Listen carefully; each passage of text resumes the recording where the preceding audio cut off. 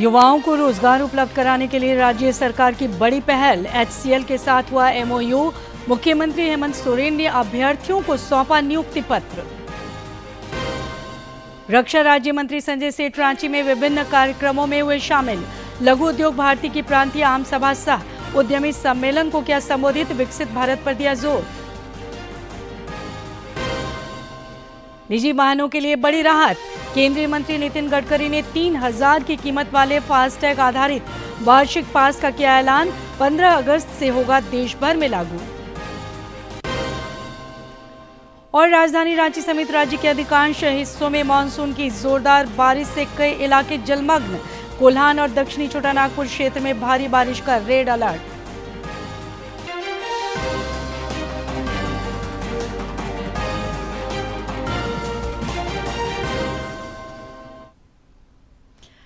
नमस्कार, प्रादेशिक समाचार में आपका स्वागत है। समाचारों के साथ मैं हूं सरोज झा और अब समाचार विस्तार से। प्रधानमंत्री नरेंद्र मोदी के नेतृत्व में पिछले 11 साल में भारत मजबूत वैश्विक नेतृत्व के रूप में उभरा है।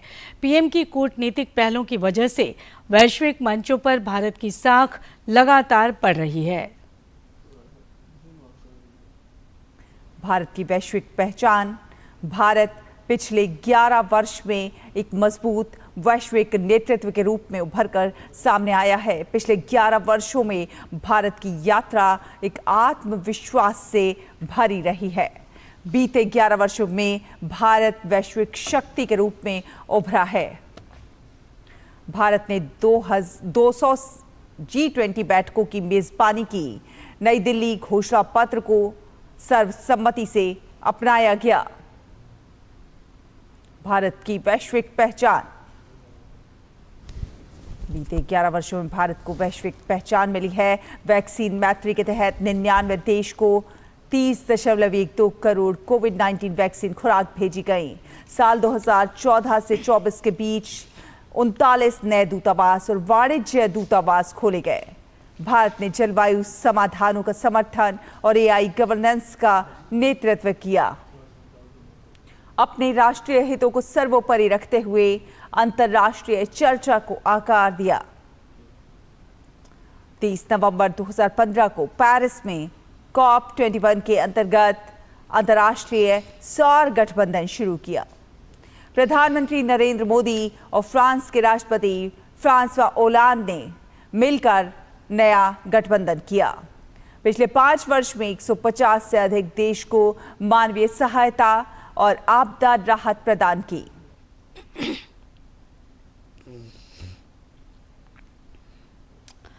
देश में बीते 11 वर्षों में प्रधानमंत्री नरेंद्र मोदी के कुशल निर्देशन में सरकार ने अनेक सुधारों को भी आगे बढ़ाया है। केंद्रीय मंत्री डॉक्टर जितेंद्र सिंह ने कहा कि जनहित में सरकार ने पिछले 11 सालों में 1600 नियमों को खत्म किया है, जिनमें से कुछ ब्रिटिश साम्राज्य की संदिग्ध विरासत थे। First time ever since independence that a government has taken pride in doing away with rules instead of creating new rules. I don't know how many of you in the media also would have realized that we have done away with as many as 1600 rules at least over the last 11 years. Some of which were a dubious legacy of the British Empire, and sometimes one wonders why they were not done away right at the freedom of midnight or the midnight freedom. Bhajpa के प्रदेश media प्रभारी शिवपूजन पाठक ने कहा है कि प्रधानमंत्री नरेंद्र मोदी के प्रयासों से देश में विकास और जन कल्याण के ऐतिहासिक कार्य हुए हैं। दूरदर्शन से खास बातचीत में उन्होंने केंद्र सरकार की उपलब्धियों का लेखा जोखा प्रस्तुत किया। प्रधानमंत्री के रूप में नरेंद्र मोदी ने 11 वर्ष सफलतापूर्वक पूरे किए हैं।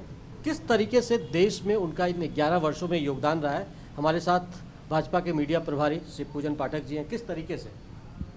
कि बहुत बहुत आपका अभिनंदन और माननीय प्रधानमंत्री जी को और उनकी पूरे टीम को, पूरे कैबिनेट को आपके दूरदर्शन के माध्यम से बहुत बहुत बधाई, शुभकामना।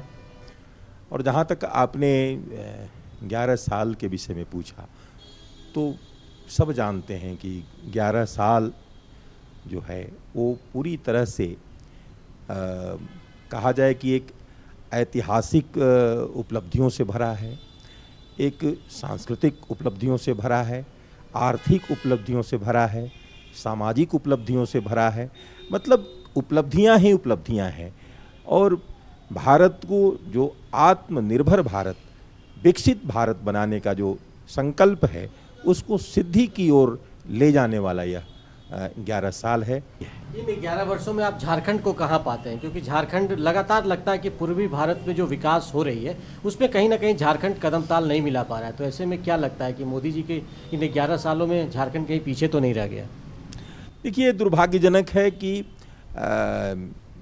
झारखंड एक खूबसूरत प्रदेश, खनिज संपदाओं से भरा हुआ प्रदेश और सांस्कृतिक जहाँ संपन्नता हो, जहाँ के लोग बहुत ही भोले भाले और परिश्रमी हों, वह राज्य अगर इस विकास की गति में पिछड़ रहा है तो उसके लिए जिम्मेवार कोई और नहीं बल्कि पिछले 6 वर्षों से जो यहाँ की सरकार चल रही है वो सबसे बड़ा जिम्मेवार है इसके लिए।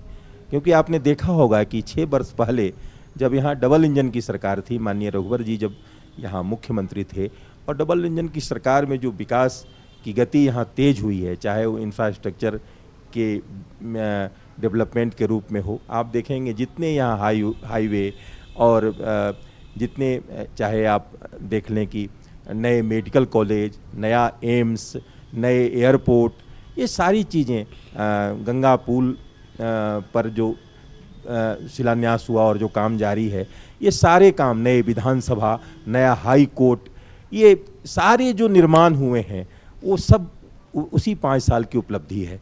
तो ये जो 6 साल से अभी जो सरकार चल रही है, इस सरकार को विकास से कुछ भी लेना देना नहीं। कि सरकार में जैसे विश्व गुरु बनने की राह पर है, इकोनॉमी के क्षेत्र में आपने बोला कि बहुत आशातीत परिवर्तन हुआ है, वैसे में अब एक्सपेक्टेशन और मोदी जी से किस तरीके से आप लोगों की है?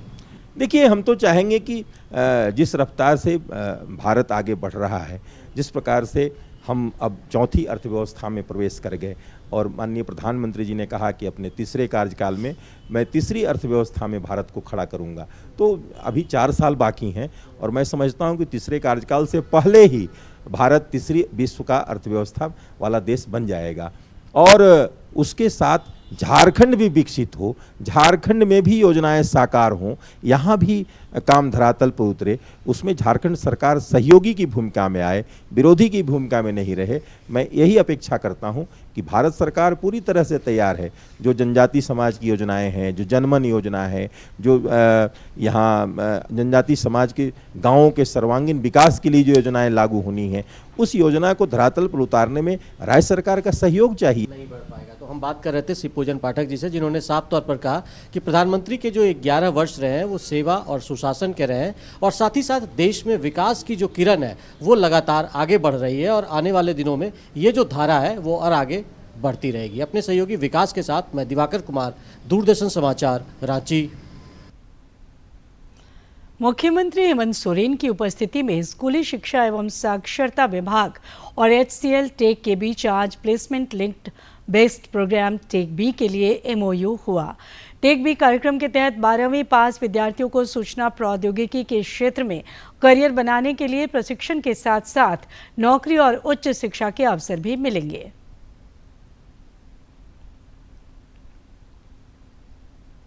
राज्य सरकार ने युवाओं को रोजगार उपलब्ध कराने की दिशा में बड़ी पहल की है। मुख्यमंत्री हेमंत सोरेन की उपस्थिति में आज रांची में शिक्षा विभाग और HCL के बीच TechBee early career programme को लेकर द्विपक्षीय समझौता हुआ। बहुत ही यादगार और इस मौके पर मुख्यमंत्री ने पहले से इस कार्यक्रम से जुड़े कुछ अभ्यर्थियों को नियुक्ति पत्र भी सौंपा। रांची के में नियुक्ति पत्र इन्हें प्रदान किया जा रहा है और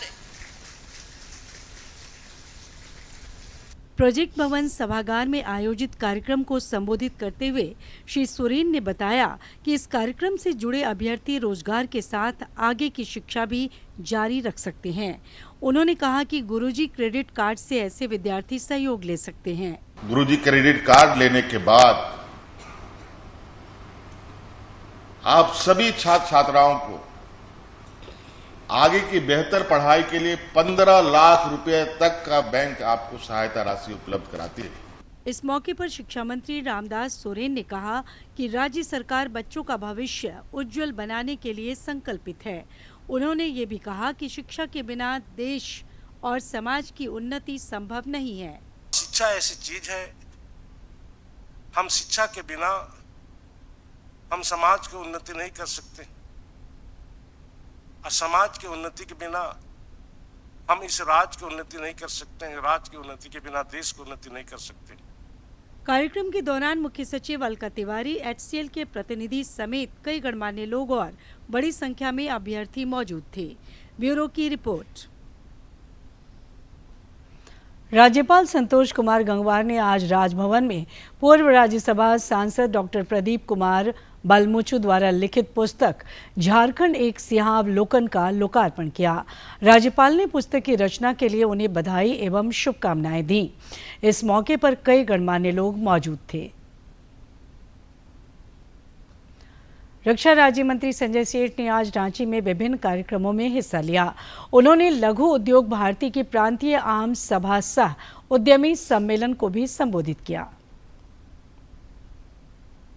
रक्षा राज्य मंत्री संजय सेठ ने रांची के टाटीसिलवे में लघु उद्योग भारती की प्रांतीय आम सभा सह उद्यमी सम्मेलन को संबोधित करते हुए देश को आत्मनिर्भर बनाने में लघु उद्योगों की भूमिका को महत्वपूर्ण बताया। लघु उद्योग भारती बहुत सशक्त संगठन है। राष्ट्रीय स्तर पर जो हमारा MSME सेक्टर है, जो लघु उद्योग है, उनकी समस्या के लिए हमेशा आवाज उठाना, कैसे उनको बढ़ाना, और साथ साथ में जो हमारा महिला उद्यमी है उनको भी बढ़ाना। उन्होंने कहा कि रक्षा के क्षेत्र में देश में लगातार तरक्की हो रही है। श्री सेठ ने कहा कि आज भारत विश्व के 92 देश को रक्षा उपकरण निर्यात कर रहा है। रक्षा राज्य मंत्री ने कहा कि स्टार्टअप के क्षेत्र में भी आज भारत दुनिया में दूसरे नंबर पर है। भारत के आत्मनिर्भर, क्योंकि आज भारत दुनिया की चौथी सबसे बड़ी आर्थिक जो शक्ति बना, और हम तीसरी बनने जा रहे हैं। $5 ट्रिलियन, अभी $4 ट्रिलियन का है, तो उसमें बहुत बड़ा से ये लघु उद्योग को जाता है, MSME सेक्टर को जाता है। इस मौके पर लघु उद्योग भारती के प्रांतीय महामंत्री विजय मेवाड़ ने कहा कि झारखंड में उद्योग और व्यापार की अपार संभावनाएं हैं। बेहतर वातावरण मिलने से उद्यमी और बेहतर परिणाम दे सकते हैं। देश में राजस्व को देने के लिए, रोजगार को देने के लिए हमारा MSME सेक्टर का जो योगदान है देश में राजस्व को बढ़ाने के लिए और रोजगार को बढ़ाने के लिए। इस मौके पर लघु उद्योग भारती के पूर्व राष्ट्रीय अध्यक्ष ओम प्रकाश मित्तल समेत उद्योग और व्यापार जगत के कई प्रतिनिधि मौजूद थे। रांची से कर्मवीर की रिपोर्ट। रांची में आज नगर निगम क्षेत्र के कांग्रेस कार्यकर्ताओं का समागम कार्यक्रम आयोजित हुआ। इस दौरान प्रदेश प्रभारी के राजू, प्रदेश अध्यक्ष केशव महतो कमलेश और पूर्व केंद्रीय मंत्री सुबोध कांत सहाय समेत अन्य नेता मौजूद थे। सभी वक्ताओं ने पार्टी संगठन की मजबूती और विस्तार पर जोर दिया।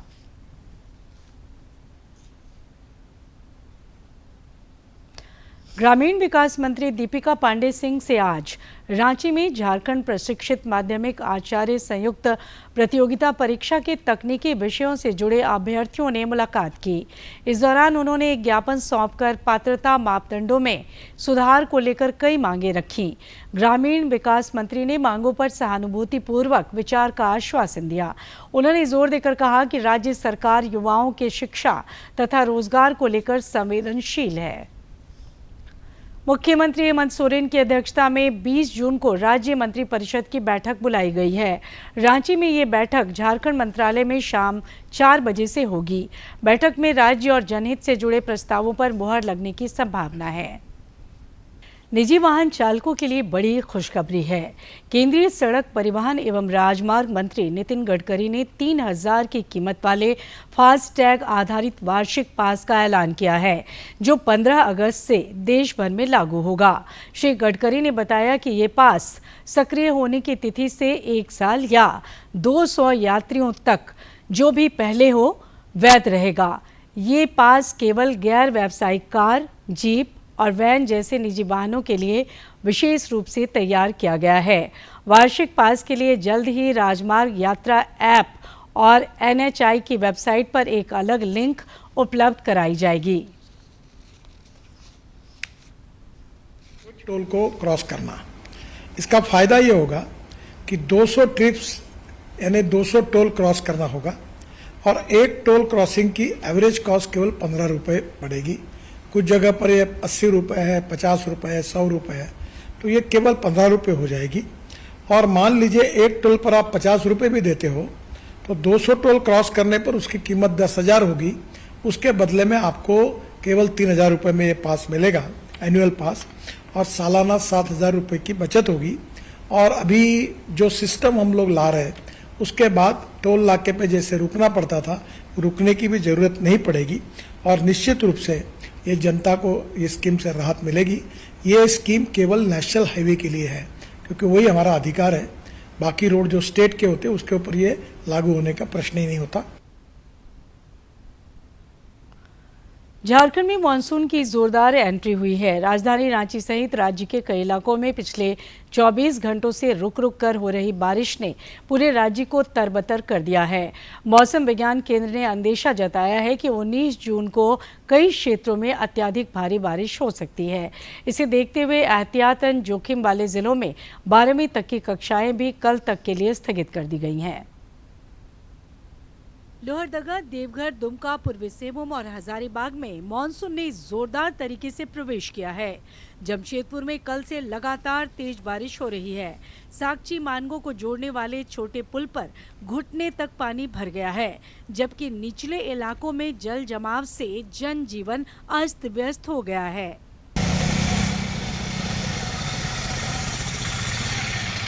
खूंटी में हो रही लगातार भारी बारिश से खेत खलियान जलमग्न हो गए हैं। अच्छी बारिश होने से किसानों के चेहरे खिल गए हैं। किसानों ने धान की फसल के लिए खेतों को बनाने की तैयारी भी शुरू कर दी है। अच्छी बारिश हो रही है जिससे नदी नालों में पानी आ गया है।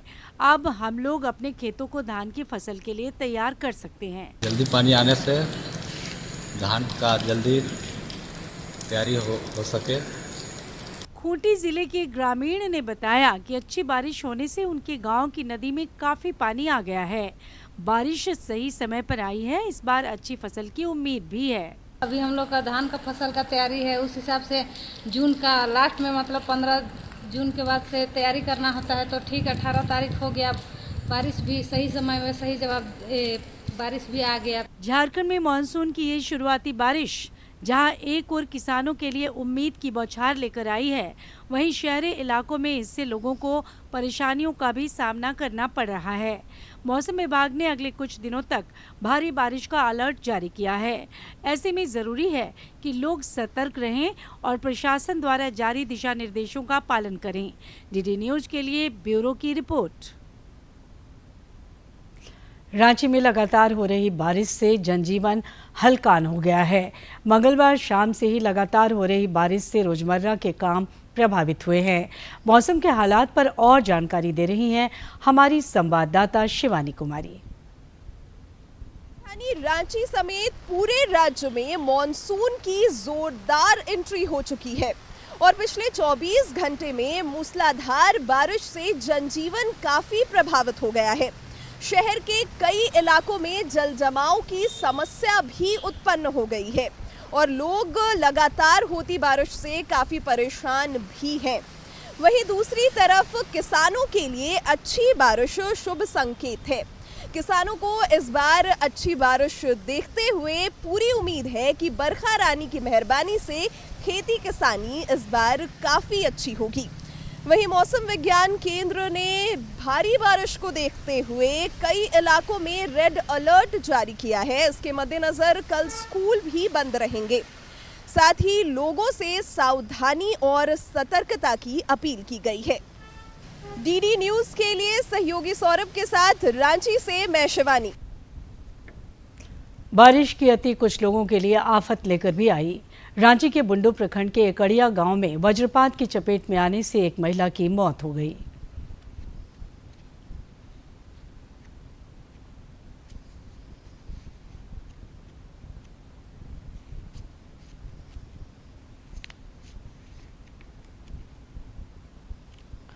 और अब एक नजर डालते हैं प्रमुख शहरों के आज के तापमान पर।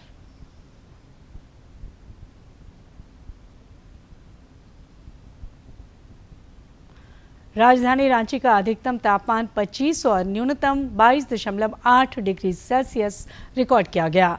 जमशेदपुर का अधिकतम तापमान 26.4 और न्यूनतम 23.9 तथा डाल्टनगंज का अधिकतम तापमान 29.9 और न्यूनतम तापमान 24.6 डिग्री सेल्सियस रिकॉर्ड किया गया।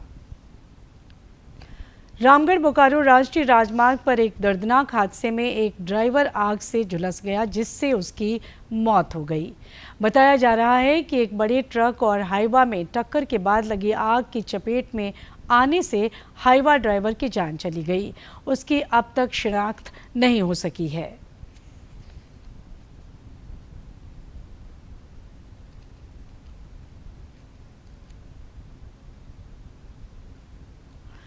बोकारो के उपायुक्त अजय नाथ झा ने आज जिला समन्वयक समिति की बैठक में विकास योजनाओं की समीक्षा की। इस दौरान उन्होंने ग्रामीण विकास, सहकारिता, शिक्षा एवं राजस्व विभाग के कामकाज का जायजा लिया। उपायुक्त ने सभी संबंधित अधिकारियों और कर्मचारियों को समर्पण और ईमानदारी के साथ काम करने का निर्देश दिया, ताकि जन आकांक्षाएं पूर्ण हो सकें और बोकारो उत्कृष्ट जिलों में शुमार हो।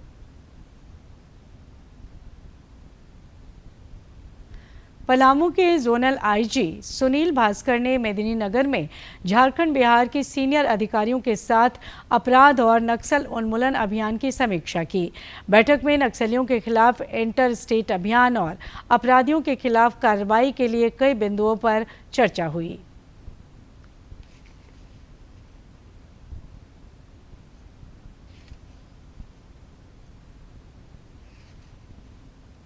एक महीने में नक्सल फ्रंट पे जो जोन लेवल पे जो डिस्ट्रिक्ट लेवल पे अचीवमेंट्स हुए हैं, तो उसके तहत आगे की क्या कार्रवाई होनी चाहिए, हम लोगों की क्या स्ट्रैटेजी होनी चाहिए। तो सारे CPMF के सीनियर ऑफिसर्स प्रेजेंट है, तो इस बिंदु पे हम लोगों ने चर्चा किया है।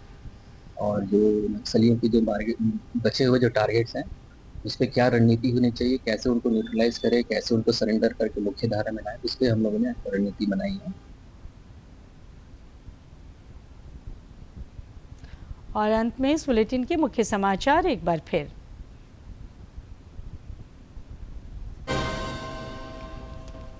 युवाओं को रोजगार उपलब्ध कराने के लिए राज्य सरकार की बड़ी पहल। HCL के साथ हुआ MOU। मुख्यमंत्री हेमंत सोरेन ने अभ्यर्थियों को सौंपा नियुक्ति पत्र। रक्षा राज्य मंत्री संजय सेठ रांची में विभिन्न कार्यक्रमों में हुए शामिल। लघु उद्योग भारती की प्रांतीय आम सभा सह उद्यमी सम्मेलन को किया संबोधित। विकसित भारत पर दिया जोर। निजी वाहनों के लिए बड़ी राहत। केंद्रीय मंत्री नितिन गडकरी ने 3000 की कीमत वाले फास्टैग आधारित वार्षिक पास का किया ऐलान। 15 अगस्त से होगा देश भर में लागू। और राजधानी रांची समेत राज्य के अधिकांश हिस्सों में मानसून की जोरदार बारिश से कई इलाके जलमग्न। कोल्हान और दक्षिणी छोटा नागपुर क्षेत्र में भारी बारिश का रेड अलर्ट।